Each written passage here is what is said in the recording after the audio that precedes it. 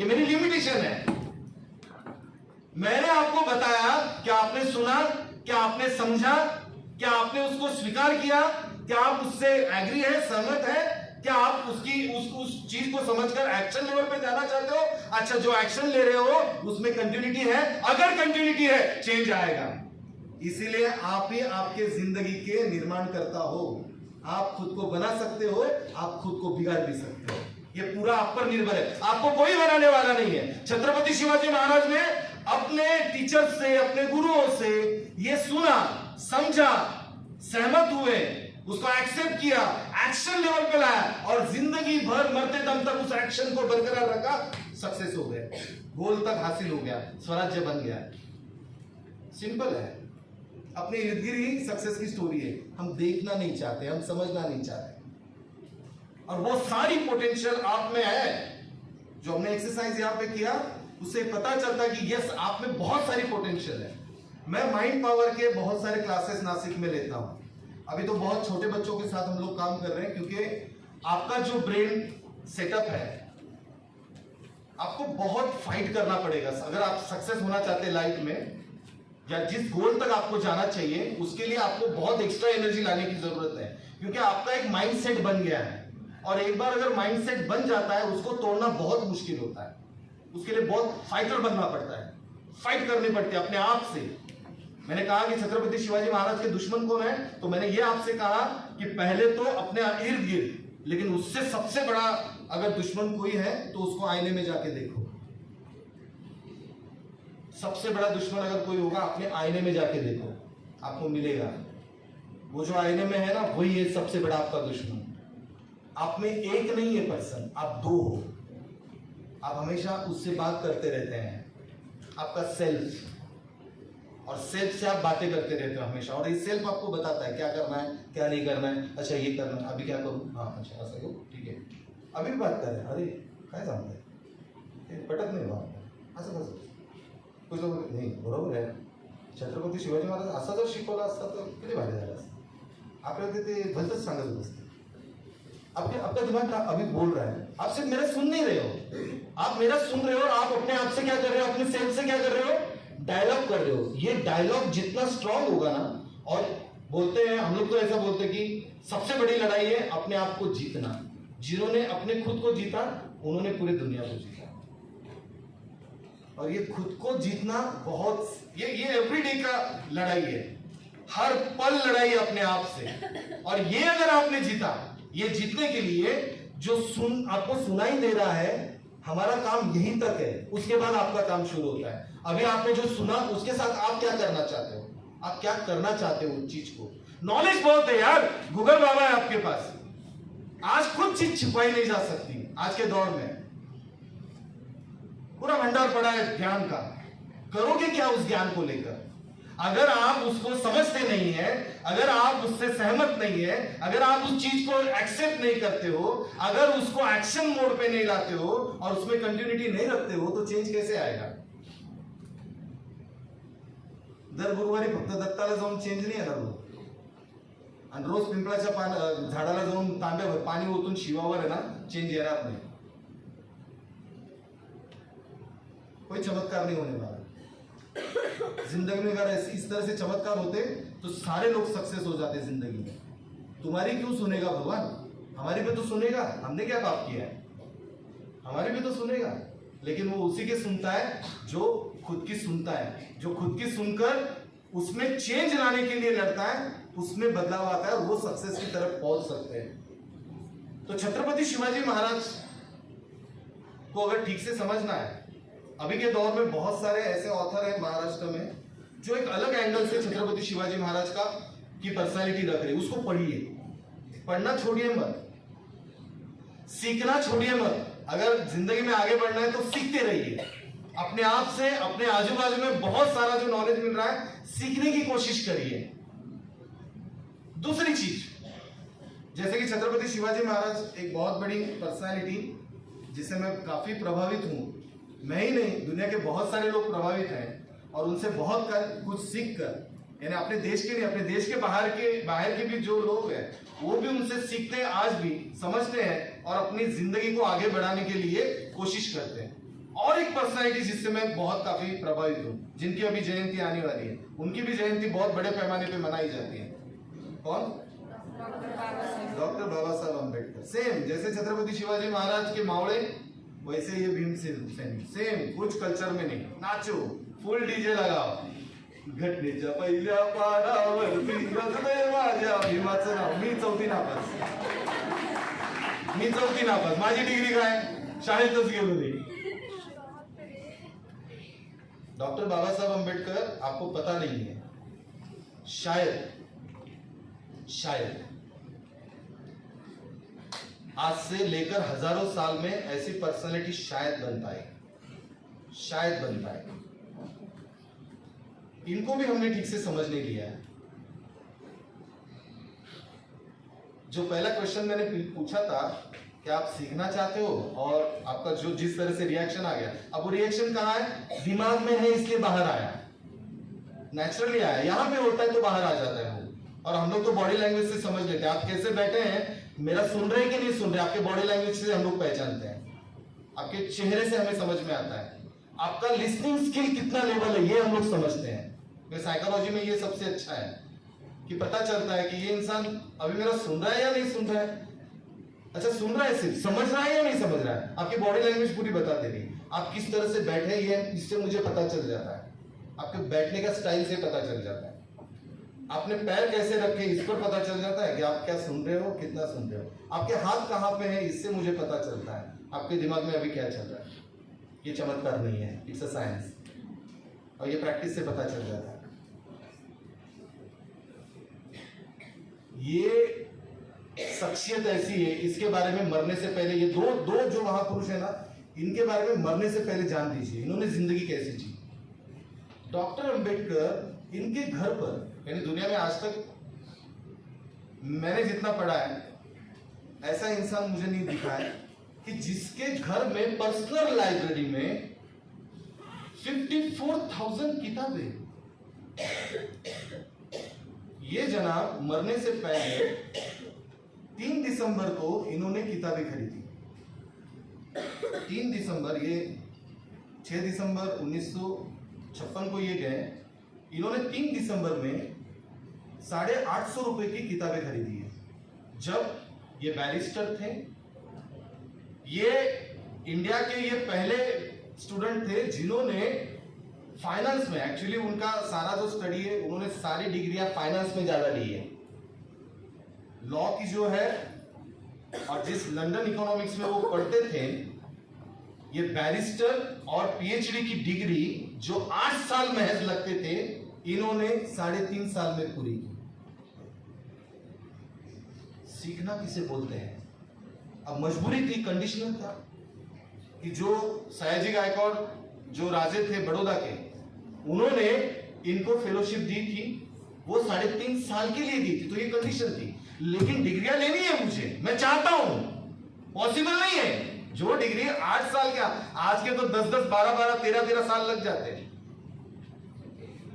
और ये फाइनेंस में 8 साल का सीखना 3.5 साल में पूरा किया। 32 डिग्रियां हासिल की जिंदगी में, आपल्या नाकीनं आलं या का डिग्री में, फाशी फुगली म्हणजे शिकायचं नहीं, शिकायला तैयार नहीं। कैसे सक्सेस होंगे? हाथ ऊपर करने से सिर्फ सक्सेस होने वाला है।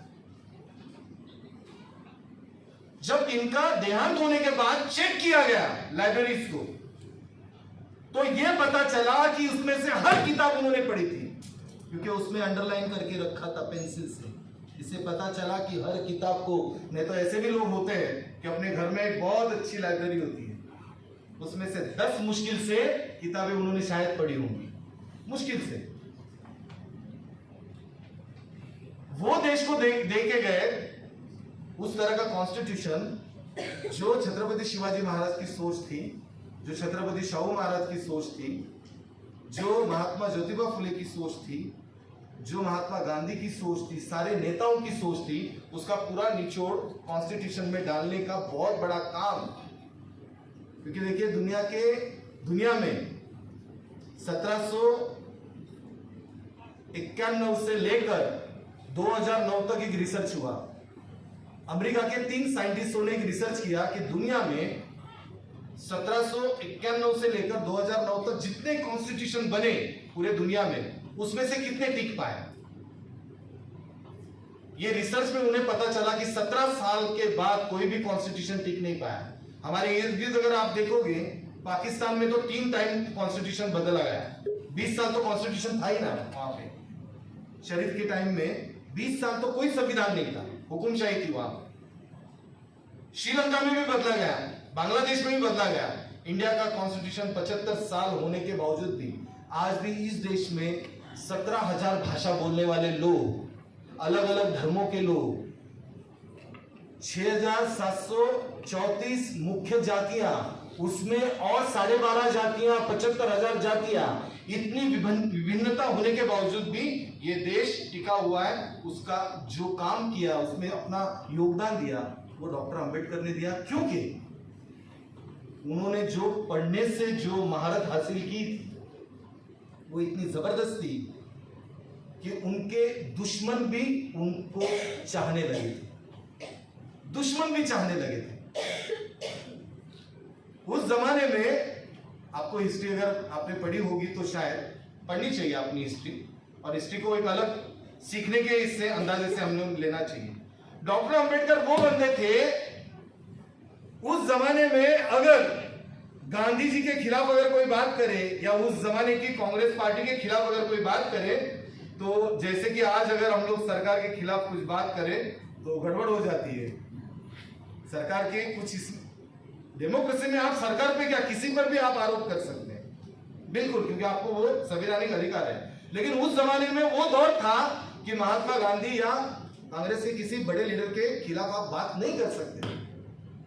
और इन्होंने इंटरनेशनल प्लेटफॉर्म में उनके जो वैल्यूज थे उसको तोड़ने का और वो कैसे गलत है ये साबित करने का काम किया। तो एक ऐसा दौर चला कि डॉक्टर अंबेडकर को बिल्कुल कोई नहीं चाहता था इस देश में। वो संविधान सभा में चुन के आए, महाराष्ट्र से नहीं, पश्चिम बंगाल से। तो संविधान सभा जब बैठी, 295 विद्वान लोग, आज की जो लोकसभा या राज्यसभा है उसके बारे में बात नहीं करना चाहूंगा मैं, कितने विद्वान लोग वहां पे बैठे हैं। 100 तो बैरिस्टर थे।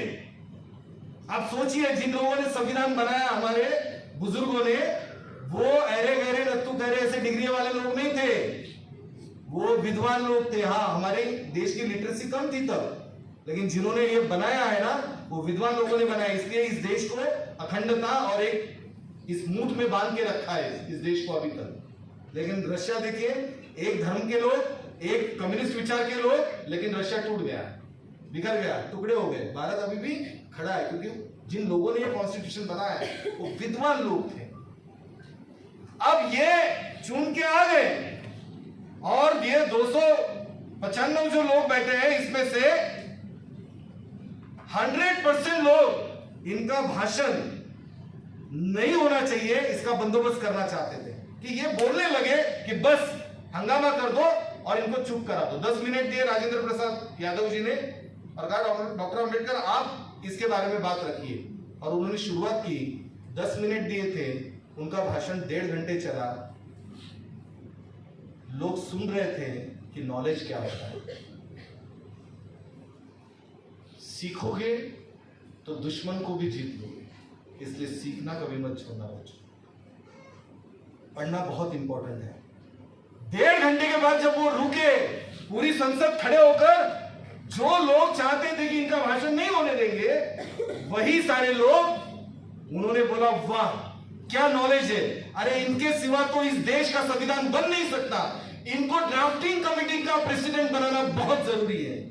और दूसरी जगह जहां से चुन के आए थे वो पाकिस्तान में भेज दिया, जयसुर और खुलना, पश्चिम बंगाल का प्रांत, और उनको लेटर दिया था कि आप पाकिस्तान संविधान सभा के मेंबर हो, आप वहां पे जाओ। लेकिन जब ये भाषण सुनने के बाद उनको पता चला कि नहीं, ये तो हमारा रत्न है, ये इंडिया का सुपुत्र है, ये यहीं पे रहना चाहिए, इनकी जरूरत है हमें। सीखना आपको बहुत कुछ दे सकता है, इसलिए सीखना कभी मत छोड़ो। उनकी बहुत सारी स्टोरीज हैं। मैं इन दो लोगों की जिंदगी को जब पढ़ता हूं तो मुझे हमेशा ताकत मिलती है लड़ने की, पढ़ने की, आगे बढ़ने की। इसीलिए पढ़ना सीखो। ये मोबाइल में जो दिमाग आपका लॉकडाउन के दरमियान जो पूरा लॉक हुआ है ना, उसको खोलिए, लाइब्रेरी लगाइए। इर्द गिर्द जहां पर लाइब्रेरीज हैं, लाइब्रेरी लगाइए। आपका जो बीच का वक्त है, देखिए रीडिंग से 3 फायदे होते हैं। रीडिंग करने से 3 फायदे होते हैं। फर्स्ट, पहला तो फायदा ये है, आपको जानकारी मिलती है। तो आप बोलोगे गूगल से भी जानकारी मिलती है, प्रॉपर जानकारी मिलती है। आपका अंडरस्टैंडिंग बनता है। देखिए दूसरों ने दिया हुआ ज्ञान वो ज्ञान होता है, लेकिन अपने खोज से किया हुआ ज्ञान ये सही ज्ञान होता है।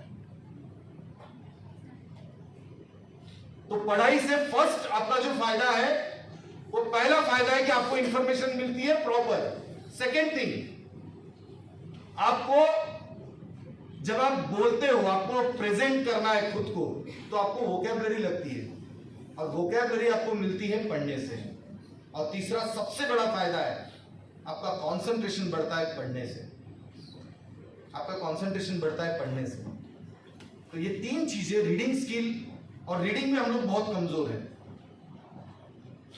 आप बोलेंगे जो अभी सिलेबस है वही पढ़ना हमें पॉसिबल नहीं होता है, और एक्स्ट्रा आप बोल रहे हो।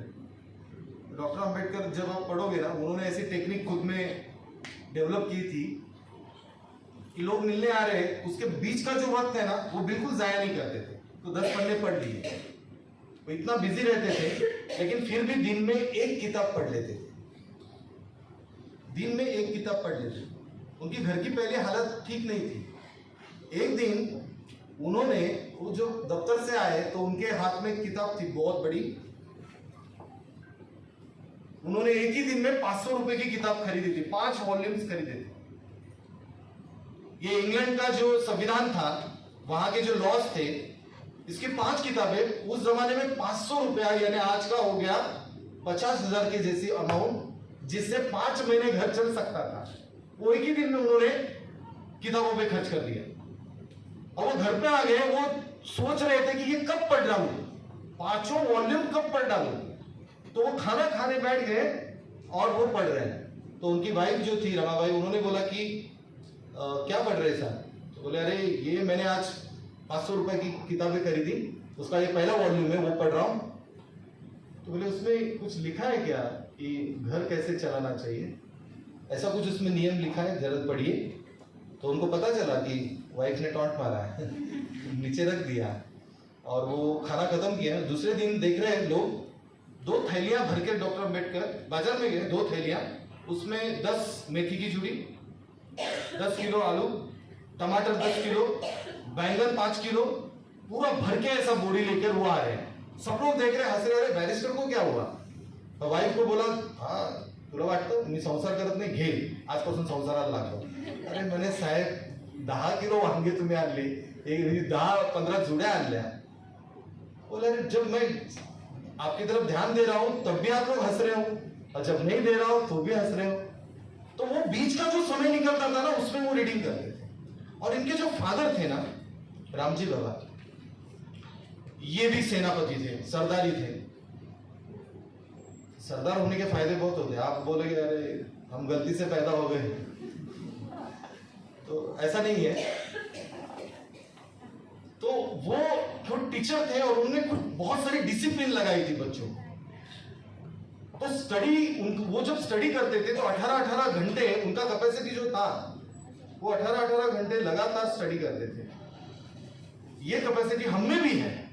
आप बोलेंगे अरे वो डॉक्टर अम्बेडकर चमत्कार पुरुष, दैवी शक्ति.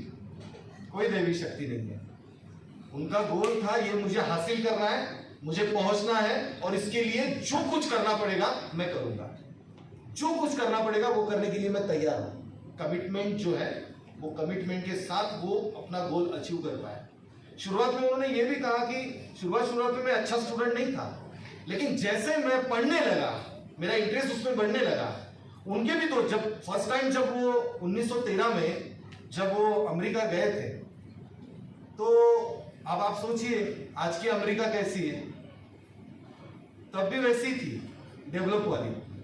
और इंडियंस वहां जा रहे हैं तो आप सोचिए, बॉयज ज्यादातर कहां कहां देखो ऐसा उनको होगा, कहां कहां देखो कहां नहीं देखो ऐसा उनको होगा। तो हाँ, ये पता चल गया पॉइंट।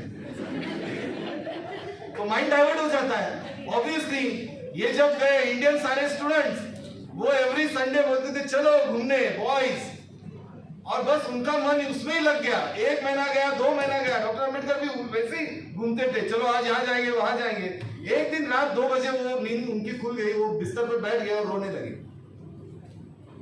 और उनका सेल्फ उनसे बात कर रहा है, मैं यहाँ किस लिए आया हूँ, मेरे पिताजी ने यहाँ पे मुझे क्यों भेजा है, मुझे सयाजी गायकवाड़ के महाराज ने वहां से मुझे स्कॉलरशिप दी ताकि मैं पढ़ूं, आगे बढ़ूं, कुछ करूं, देश के लिए कुछ कंट्रीब्यूट करूं, और मैं यहाँ आके क्या कर रहा हूं, सेल्फ। तो पता चला सेल्फ अपन ही अपने दुश्मन है। 2 बजे उनको नींद खुली क्योंकि उनके पिताजी ने उनको आदत लगाई थी, जिस चौल में वो रहते थे वहां पे बहुत ही दंगा मस्ती चलती थी। तो पिताजी ने ये सेटअप किया था उनका टाइम शेड्यूल कि रात के 2 बजे तक सो जाओ, उसके बाद वो उनको उठा देते थे और 2 से लेकर फिर 7 बजे तक वो स्टडी करते थे।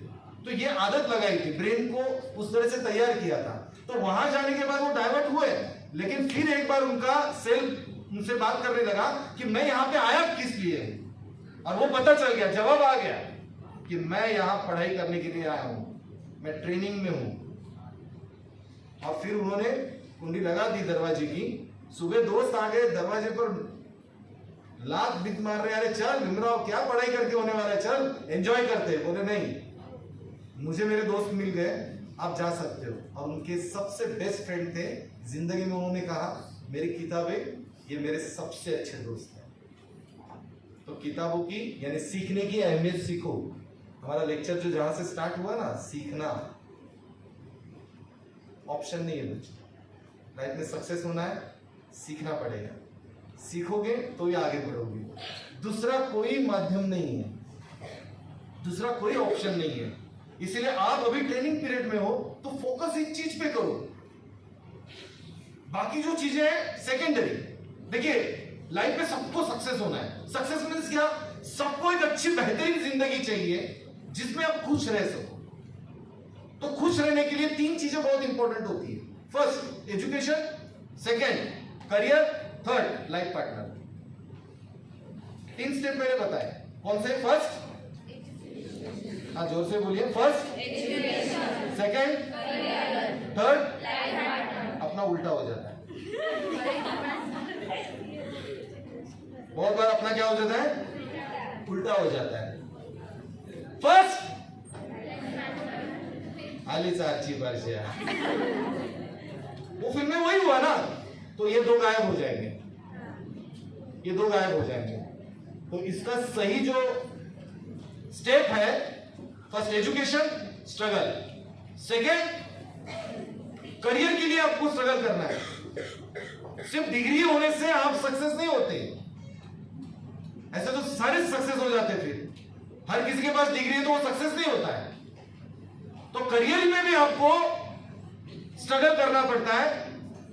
अगर ये 2 स्टेप्स ठीक से अगर जा रही है तो यस, लाइफ पार्टनर भी आपको सही मिलेगी। और अभी तो मुझे लगता है शादी.com भी ऐसा कुछ साइट्स, बहुत सारे साइट्स है ना, इंटरनेशनल लेवल पे हम लोग देख सकते हैं। अभी मेरा भतीजा है, उसके लिए हम लोग अमेरिकन वधू देख रहे हैं, वहां ढूंढ रहे हैं। तो उसको हमने पहले से बोला था, गल्लीमध्ये फिरू नको, ती तुला दिसते म्हणजे ती तुझं चॉईस आहे असं नाहीये, ती दिसलच। तो काय म्हणतो, ती रोज दिसते, अरे रोज दिसते म्हणजे काय, ती दिसली म्हणजे तिच्याकडे बघितलं म्हणजे काय सुरुवात करायला, अरे ती गल्ली ते अशा लय गल्ल्या आहे जगामध्ये। तो इंटरनेशनल लेवल का विचार है, तो वो समझ गया, वो समझ गया। तो इसको अगर आप ठीक तरह से फोकस करते हो, 3 स्टेप अगर ठीक से फॉलो करते हो तो यस, एक हैप्पी लाइफ आप खुद के लिए और दूसरों के लिए जरूर दे सकते हो। सर पेपर्स है, ओके सर, सबको दे दीजिए, डिस्ट्रीब्यूट कर दीजिए।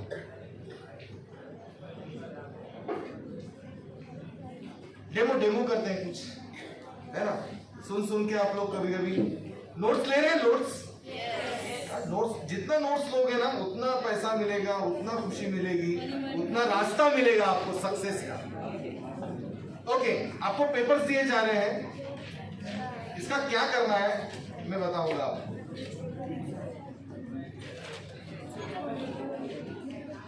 पेपर में क्या दिया है वो मत पढ़ो,